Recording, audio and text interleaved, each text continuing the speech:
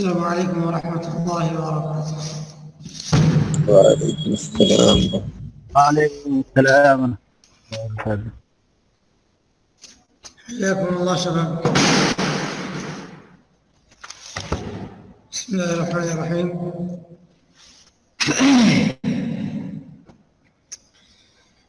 أحمد الله عز وجل حمدا كثيرا طيبا مباركا فيه كما يحب ربي ويرضى، وأصلي وأسلم وبارك على عبد الله ورسوله نبينا محمد وعلى آله وأصحابه وأزواجه وآل بيته الطيبين الطاهرين الهاديين والمهديين ومن اتبع آثارهم بإحسان إلى يوم الدين وسلم تسليما مزيدا. وبعد، فالحمد لله رب العالمين على عودتكم وعودتنا في هذا اليوم الذي نسأله سبحانه وتعالى أن يجعله مباركا لنا وموفقين، جعلنا موفقين فيه. وكنا قد وصلنا إلى الفرع الثالث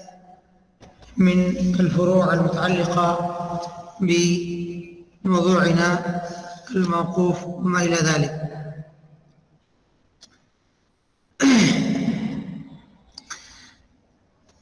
الثالث: إذا قيل في الحديث عند ذكر الصحابي يرفعه أو ينميه أو يبلغ به، کہ جب حدیث میں صحابی کے ذکر کے ساتھ یہ کہا جائے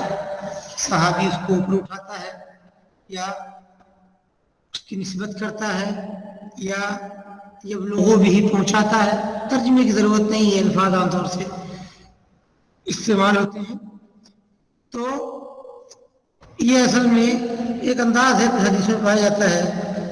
جو مطلب یہ ہے کہ مرفوع، یعنی کہ صحابی اس کو نبی کریم صلی اللہ علیہ وسلم تک پہنچا رہا ہے، یہ لوگوں بھی اس کے ساتھ پہنچتا ہے الی نبی صلی اللہ علیہ وسلم،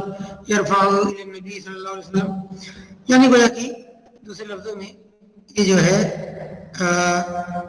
مرفوع چیز ہوتی ہے جس کا جملہ شاید آگے آئے گا. او روایتاً یبلغ به او روایتاً، بہرحال روایتاً کا لفظ کم ہوتا ہے میرے خیال میں، مجھے یاد نہیں پڑتا ہے کہ صحابی یعنی کوئی تابعی کہے کہ مثلا عبداللہ ابن عمر حدثنی عبداللہ ابن عمر روایت ہے، اللہ عالم مجھے یاد نہیں پڑتا، لیکن بہرحال اگر یہ چیز لکھی ہے جس کا مطلب یقیناً موجود ہے، یہ ہو سکتا ہے گزری ہو لیکن یاد نہ مجھے پڑ رہی. اور روایتاً كحديث الأعرج عن أبي هريرة رواية تقاتلون قوما صغار الأعين، جی ہاں گویا کہ ایسا استعمال ہوا ہے عن أبي هريرة رواية، حالانکہ میں سمجھتا تھا کہ روایت عن رسول اللہ ہوگا صلی اللہ علیہ وسلم، یہ خالی روایت نہیں، یعنی ابو ہریرہ روایت کرتے ہیں، تو ظاہر سی بات ہے ابو ہریرہ کس کی روایت کریں گے اور کوئی مطلب یا کوئی اور جو ہے اس کا محمل یا کوئی اور اس کی تعبیر نکالنا ممکن ہی نہیں ہے، کیونکہ برا روایت کریں گے تو نبی کریم صلی اللہ علیہ وسلم سے. فرض کر لیتے ہیں کوئی آپ میں سے کہے کہ شاید ابو ہریرہ کسی صحابی سے بھی روایت کر سکتے ہیں، پھر وہی سوال آئے گا کوئی صحابی کسی روایت کیا ہو، بات کا نتیجہ لگ بھگ وہی رہے گا. اور اگر صحابی روایت کرے اور بلا کسی دلیل واضح کے، چاہے وہ کسی بھی انداز کی دلیل ہو، یہ کہنا کہ وہ روایت صحابی کی کسی تابعی سے ہے، تو یہ اصل متبادل کے خلاف ہے. لہذا اگر صحابی اور صحابہ کرام کی حدیث موجود بھی ہے کہ ہم صحابہ کرام ایک دوسرے سے روایت کرتے تھے اور ایک دوسرے کو جھوٹا نہیں قرار دیتے تھے، یعنی یہ وجہ ہے کہ ابو بکر نے روایت کی ہے تو اس روایت کو لے کر کے انس کہہ رہے ہیں کہ عن رسول اللہ یا قال رسول اللہ، جبکہ انہوں نے حدیث نہیں سنی، کسی بڑے صحابی نے ابو ہریرہ نے کسی اور نے سنی ہے، انہوں نے صغار صحابہ انہوں نے ان سے سن لیا، وہ خود ہی نے نسبت کرتے ہیں، چونکہ صحابہ کرام میں سے کوئی جھوٹا نہیں ہو سکتا، ممکن نہیں ہے صحابہ کرام کے یہاں معمولی غلطیاں نہیں تھیں عام طور سے، چلائے کہ وہ جھوٹ جیسی کبیرہ، بلکہ من اکبر الکبائر جو ہے کبیرہ میں بھی کبیرہ یا کبائر گناہوں سے متلوث ہوں، ایسا عمومی حالات میں ممکن نہیں۔ ہاں کبائر گناہ پائے گئے ہیں زنا وغیرہ اور اس طرح کی چیزیں، لیکن بہرحال یہ کچھ خاص حالات میں کچھ خاص لوگوں کے ساتھ عموماً اس طرح کی چیزیں نہیں ہیں۔ فکل هذا وشبهه مرفوعا عند اهل العلم، تو یہ اور جیسی چیزیں اہل علم کے نزدیک یہ تمام کی تمام چیزیں مرفوع کے درجے میں ہیں، مرفوع کے درجے میں نہیں بلکہ مرفوع ہے، یعنی مرفوع ہی۔ کئی مرفوع حکمی ہوتا ہے جیسا کہ آپ کے سامنے گزر چکا میں نے سنت ہی، یہ مرفوع نہیں ہے لفظاً، یعنی حکماً مرفوع کہا جاتا ہے ان کو، یعنی وہ گویا کہ اس کو حکم کے طور پر مرفوع معمول کیا جائے، لیکن یہاں تو ڈائریکٹ انداز میں مرفوع ہی ہے، بس مرفوع کے لیے انداز عام انداز سے ہٹ کر کے یا الفاظ عام الفاظ سے ہٹ کر کے استعمال کیا گیا۔ یہاں تک بات پوری ہو گئی۔ وَإِذَا قِيلَ عِنْدَ التَّابِعِي يَرْفَعُهُ فَمَرْفُوعًا مُرْسَلٌ، لیکن اگر صحابی کے بجائے تابعی کا لفظ استعمال ہے، سعید بن المسیب مثلا، ابو سلمہ بن عبد الرحمن بن عوف، عروہ بن زبیر، اور کہا جاتا ہے یرفعہ، تو اس کا مطلب کیا نکلے گا کہ وہ تابعی وہ حدیث صحابی نبی کریم صلی اللہ علیہ وسلم سے بیان کر رہے ہیں، گویا کہ یہ چیز مرفوع ہوئی اور مرسل ہوئی، مرفوع مرسل۔ بہرحال مرفوع کو مرسل دونوں کے ساتھ اکٹھا کیا نہیں جاتا ہے، ٹھیک ہے، یعنی نبی وسلم کی طرف نسبت ہونے کے ناطے مرفوع ہو گئی، نبی وسلم کی طرف نسبت، لیکن جو کہ صحابی گرا ہوا ہے تو صحابی مذکور نہیں، گرا ہوا صحابی مذکور نہیں ہے تو مرسل ہو گئی۔ تو یہی لفظ اگر صحابی کہہ رہا ہے تو مرفوع جائے گی، اور تابعی کہہ رہا ہے تو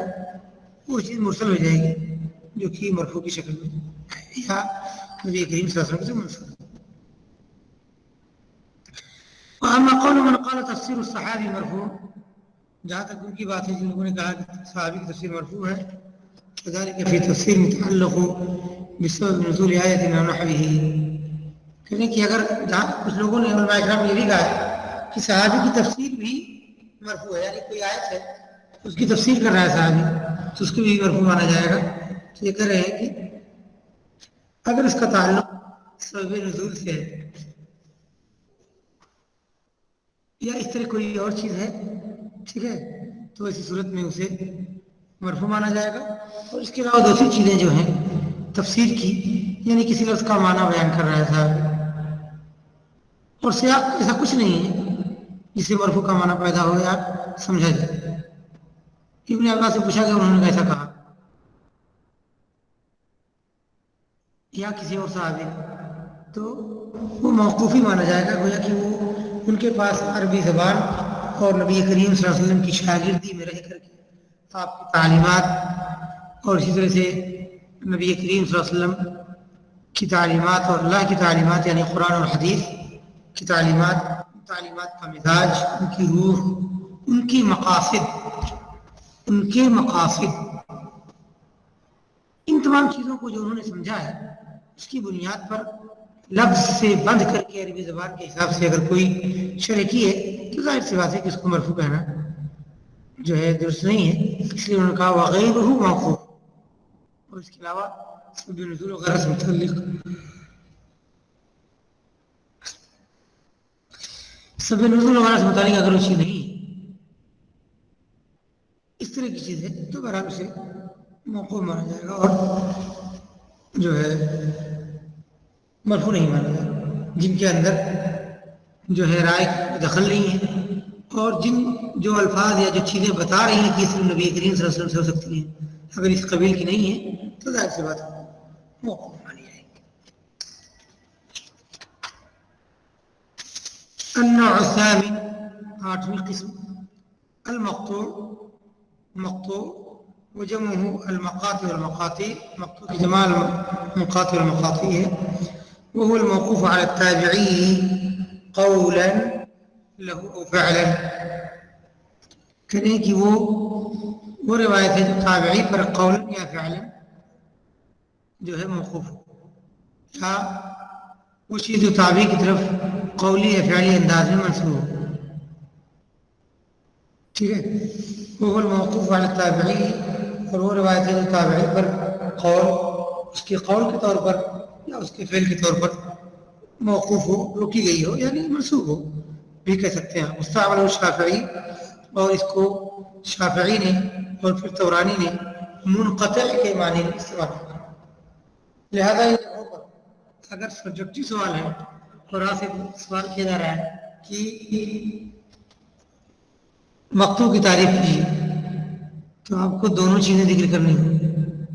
یعنی مثلا موقوف علی التابعی قول له فعل، یہ تو اس کی راجع تعریف ہو. ٹھیک ہے، اور یہ آپ کہہ سکتے ہیں نام نہ لیں، شافعی فلاں، یا کچھ علماء کرام نے اس کو منقطع کے معنی میں بھی استعمال کیا ہے. تو یہ دونوں باتیں آئیں گی. اور صرف راجع کہیں گے تو صرف راجع لکھیں گے، جو ہم نے ہر تعریف کے وقت لگ بھگ آپ کو بتایا ہے کہ اس کی راجع تعریف ہے. تو گویا کہ مقطوع موقوف صحابی سے، اور موقوف وہی سیم چیز اگر تابعی کی طرف منسوب ہو تو مقطوع ہوگی. اور منقطع آپ کو بعد میں آئے گا کہ اس کی سند میں کوئی راوی سند سے گرا ہو. ٹھیک ہے، اور وہ منقطع ایک خاص پہلو میں کسی خاص قسم کو کہا جاتا ہے، ورنہ منقطع کا ایک عام، جیسے آپ